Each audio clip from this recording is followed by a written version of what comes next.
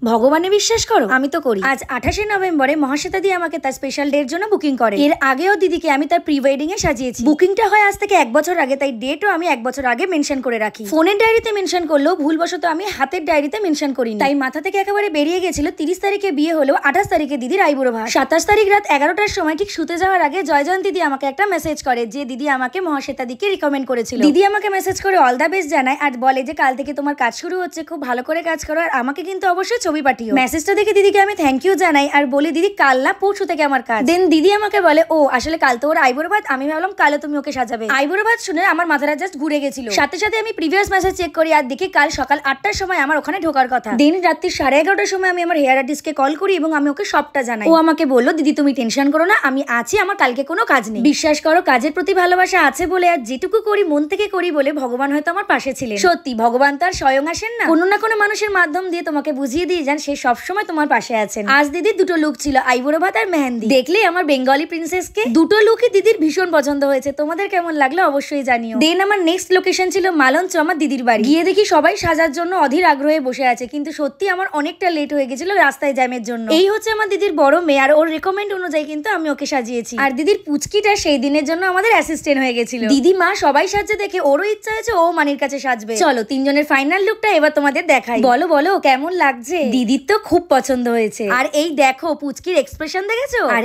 এই হচ্ছে আমাদের লিটল প্রিন্সেস। সিরিয়াসলি বলছি ওর লুকটা আমার পার্সোনালি ভীষণ পছন্দ হয়েছে। তোমরা কিন্তু অবশ্যই জানিও তিনজনের মেকআপ তোমাদের কেমন লাগলো। চলো মেকআপ তো এবার ডান। ওদের বিয়ে বাড়িটা আমার যাওয়ার রাস্তাতেই পড়বে, তাই দিদির গাড়িতে কিছুটা এগিয়ে গিয়ে আমি অটো ধরবো। তোমাদেরও এরকম মেকওভার চাইলে আমাকে ইনস্টাগ্রামে ডিএম করতে পারো।